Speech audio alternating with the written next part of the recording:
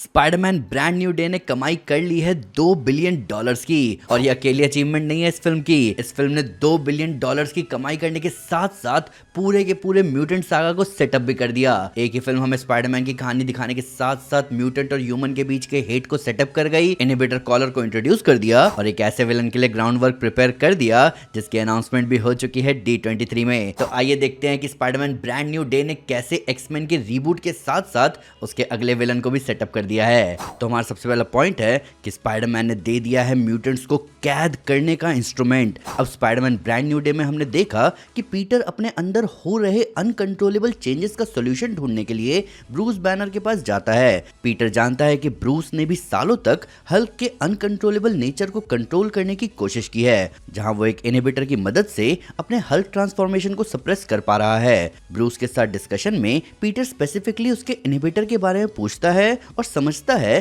कि Bruce target specific short interfering RNA यानी gene silencing का यूज कर रहा है। बेसिकली ब्रूस अपने अंदर हल्क को ट्रिगर करने वाले जेनेटिक एक्सप्रेशन को सप्रेस कर रहा है और यहीं से आता है पीटर के दिमाग में अपनी प्रॉब्लम का सॉल्यूशन। पीटर के अंदर जो चेंजेस हो रहे हैं वो उसके अरैक्निड डीएनए से जुड़े हैं, उसके हार्मोन्स पे सर जा रहा है, उसके सेंसेस और ज्यादा हाइटेंड हो गए हैं, ऑर्गेनिक वेबिंग डेवलप हो चुकी है और सबसे डेंजरस चेंज है उसका वो अनकंट्रोलेबल सेल्फ डिफेंस मोड, जिसमें डेंजर आते ही पीटर खुद पर कंट्रोल खो देता है। लेकिन पीटर अपनी सारी स्पाइडरमैन पावर्स को सप्रेस नहीं करना चाहता। वो चाहता है कि उसके म्यूटेशन का डेंजरस और अनकंट्रोलेबल हिस्सा सप्रेस हो जाए जबकि उसकी नॉर्मल स्पाइडर पावर्स उसके पास रहे। ब्रूस कहता है कि ये काफी कॉम्प्लेक्स और डेंजरस है लेकिन थियोरेटिकली पॉसिबल है और यही डिस्कशन पीटर को एक और बड़े आइडिया तक ले जाता है। अगर किसी स्पेसिफिक जेनेटिक म्यूटेशन को आइडेंटिफाई करके उसकी एक्सप्रेशन सप्रेस की जा सकती है तो थियोरेटिकली एक ऐसा यूनिवर्सल इनहिबिटर भी बनाया जा सकता है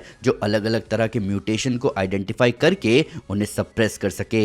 अब ब्रूस खुद पीटर को वार्न करता है कि यहाँ बात सिर्फ पावर्स की नहीं हो रही है, ऐसा यूनिवर्सल इनहिबिटर पोटेंशियली किसी भी पावर्ड बीइंग को कंट्रोल करने के लिए यूज किया जा सकता है। और ब्रूस पीटर के सामने एक इंपॉर्टेंट सवाल रखता है कि तुम डिसाइड कैसे करोगे कि नेचर का कौन सा हिस्सा अच्छा है और कौन सा बुरा?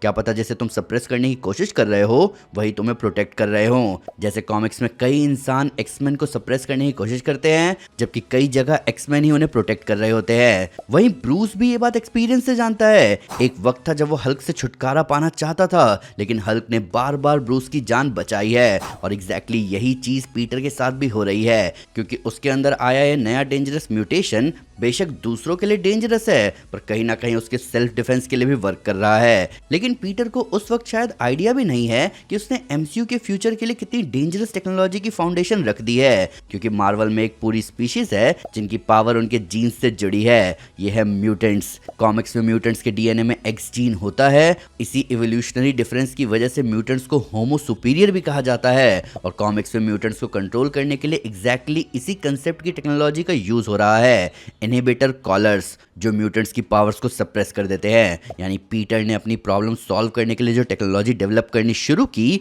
वही टेक्नोलॉजी आगे चल के म्यूटेंट्स के खिलाफ वेपनाइज की जा सकती है और ये सिर्फ फ्यूचर की थ्योरी भी नहीं रह जाती। स्पाइडरमैन ब्रांड न्यू डे में मेड्सकर के पास ये टेक्नोलॉजी पहुंच जाती है और जीन ग्रे को कैद करके उसकी पावर सप्रेस करने के लिए इसी इनहिबिटर टेक्नोलॉजी का यूज होता है। यानी पीटर पार्कर ने इंटेंशन किसी को पावरलेस बनाने का नहीं रखा था, वो सिर्फ खुद के अंदर हो रहे अनकंट्रोलेबल चेंजेस को कंट्रोल करना चाहता था।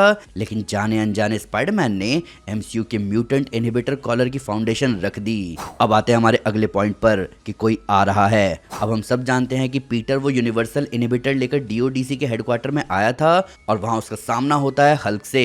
अब वो हल्क पर वो इनहिबिटर नहीं लगा पाता और जीन को रोकने के लिए वो जीन पर उस इनहिबिटर का इस्तेमाल कर देता है। अब बाद में जैसे ही पीटर को अपनी गलती का एहसास होता है वो वापस डीओडीसी हेडक्वार्टर्स तो जाता है पर सब कुछ सेटल डाउन होने के बाद हम देखते हैं कि मेड्सकर वहां से भाग गया था। ऊपर से पीटर का बनाया हुआ ये टेक बहुत देर तक डीओडीसी के पास था, जहां हम देख सकते हैं कि डीओडीसी वालों ने उसमें कुछ वायर्स कनेक्ट किए ताकि जीन की पावर्स को स्विच ऑफ या ऑन कर सके। तो एक यूनिवर्सल इनहिबिटर जैसा डिवाइस पीटर डीओडीसी को दे चुका था और डीओडीसी जेनेटिकली इनहैंस्ड इंडिविजुअल्स के पीछे जितना हाथ धो के पड़ी थी तो वो इस डिवाइस को स्टडी, रिवर्स इंजीनियर और रिक्रिएट जरूर करेंगे और इन फ्यूचर डीओडीसी ही वो ऑर्गेनाइजेशन होगी जो म्यूटेंट इनहिबिटर को एक कॉलर के फॉर्म में बनाएंगे, क्योंकि पीटर के इनहिबिटर को वर्क करने के लिए उसे गर्दन के पीछे ही लगाना पड़ता है, जहां ये चिप स्किन से चिपकनी चाहिए। पर जब वो हल्क की स्किन से नहीं चिपकी तब पीटर मुसीबत में आ गया।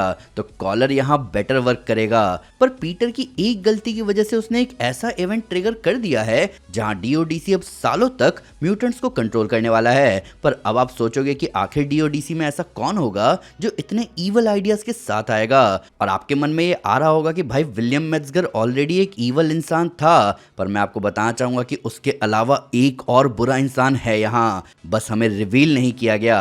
तो हम सब जानते हैं कि डीओडीसी पहले एक आफ्टरमैथ रेगुलेशन ऑर्गेनाइजेशन की तरह सामने आया था, जो कि सुपर हीरोज के बैटल के बाद सीन को संभालते थे।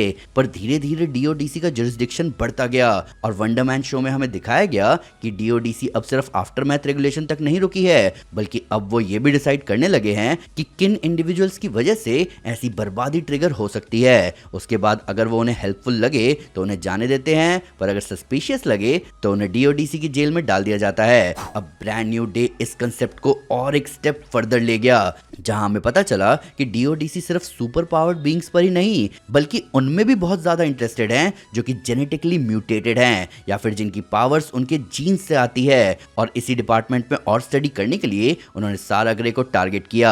अब यहाँ पर सबसे भयानक बात यह है कि सारा ग्रे और जीन ग्रे बचपन से ही अनाथ थे और उनके बचपन का काफी हिस्सा एक फॉस्टर होम में बीता था और फिर वो वहां से भाग गई। अब ऐसी लाइफ हिस्ट्री वाले लोगों को ट्रेस करना बहुत मुश्किल होता है, पर समहाउ डीओडीसी ने कर लिया और सारा ग्रे को स्टडी करने के लिए लाया गया।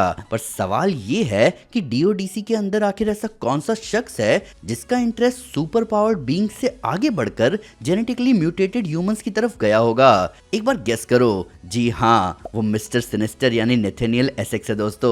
और हाल फिलहाल D23 में इस कैरेक्टर की कास्टिंग हो चुकी है। मार्वल 5 मई 2028 को आने वाली एक्समैन रीबूट के लिए एडम ड्राइवर को कास्ट कर चुका है मिस्टर सिनिस्टर के रोल में। तो इस बात के बहुत हाई चांसेस हैं कि मिस्टर सिनिस्टर ही उस मूवी का विलन हो। अब आप में से कई सारे कॉमिक फैंस जानते होंगे कि जो भी कनेक्शन मैंने यहाँ बिठाया है वो कितना ज्यादा इशारा करता है मिस्टर सिनिस्टर की तरफ, और जिन लोगों को कॉमिक रेफरेंस नहीं समझ आया उनके लिए आओ मैं समझाता हूँ। तो अब आते हैं सिनिस्टर के सिनिस्टर प्लान्स पर। तो नेथेनियल एसेक्स एक साइंटिस्ट था जो कि ह्यूमन एवोल्यूशन से बहुत ज्यादा ऑब्सेस था। अब कॉमिक्स में नेथेनियल की स्टोरी 19th सेंचुरी की थी, जहां वो ह्यूमन एवोल्यूशन और जेनेटिक म्यूटेशन में कुछ नया लाना चाहता था। पर मुझे नहीं लगता कि MCU 19th सेंचुरी वाले प्लॉट को उठाना चाहेगा, क्योंकि उसके लिए उन्हें वहां अपोक्लिप्स को दिखाना होगा और MCU अभी इतनी जल्दी तो अपोक्लिप्स को नहीं लाना चाहेगी। खैर, तो नेथेनियल इतना ज्यादा सनकी इंसान था अपने नोशंस और रिसर्च को लेकर कि वो अपने मरे हुए बेटे को भी अपनी लैब में रखता था ताकि वो ह्यूमन एवोल्यूशन को स्टडी करके कैसे भी करके उसे जिंदा कर सके। नेथेनियल ये मानता था कि ह्यूमंस हमेशा इवॉल्व होते रहते हैं, चाहे वो इवोल्यूशन कितनी भी धीमी हो रही हो, पर सभी ह्यूमंस इवॉल्व हो रहे हैं। हालांकि सभी ह्यूमंस के बीच कुछ ऐसे भी तो लोग हो सकते हैं जो शायद उस इवोल्यूशन के अगले स्टेज पर ऑलरेडी पहुंच चुके हों, और इसी जिद में वो अपने ईवल एक्सपेरिमेंट कभी बंद नहीं करता।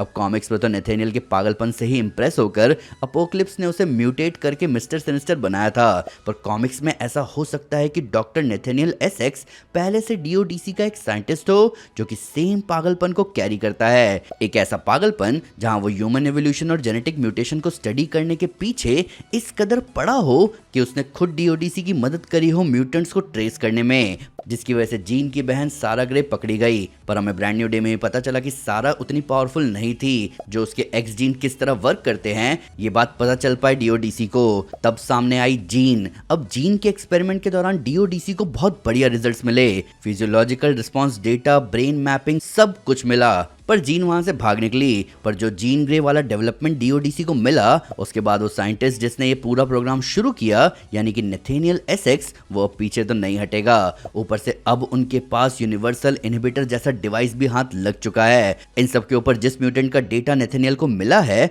वो खुद जीन ग्रे का है। और इंटरेस्टिंगली मिस्टर सिनिस्टर के भी पास टेलीपैथी और टेलीकाइनेसिस दोनों की ही एबिलिटीज हैं, जैसे कि हमने मूवी में जीन के पास देखा। तो यहाँ से अब साफ कहा जा सकता है कि जीन से डिराइव डेटा से नेथेनियल पहले खुद को म्यूटेट करेगा ताकि वो उस पावर को मैनिफेस्ट करके उन्हें और बेहतर तरीके से समझ पाए, जिसकी वजह से नेथेनियल एसेक्स से वो बनेगा मिस्टर सिनिस्टर। और तब वो शुरू करेगा एक बड़े लेवल पर डेटा और सेंसर्स इकट्ठा करना, जहां वो ऐसे लोगों को हंट करना शुरू करेगा जो कि ये जीन कैरी करते हैं। और इंटरेस्टिंगली नॉर्मल ह्यूमंस डीओडीसी के इस मिशन का साथ भी देंगे, क्योंकि दुनिया ने पहली बार एक म्यूटेंट को देखा और विटनेस किया कि उस म्यूटेंट की पावर्स कितनी खतरनाक है। उसने 1 किलोमीटर के रेडियस में सबको कंट्रोल करके वहीं रोक दिया था, यहां तक कि सारी चीजों को भी। दूसरी तरफ मेट्जगर ने जो सारा के साथ किया वो और भी कई म्यूटेंट्स के साथ किया होगा। ये एक्सपेरिमेंटेशन ह्यूमन राइट्स का वायलेशन होने के साथ साथ म्यूटेंट्स के मन में इंसानों के प्रति हेट पैदा करेगा।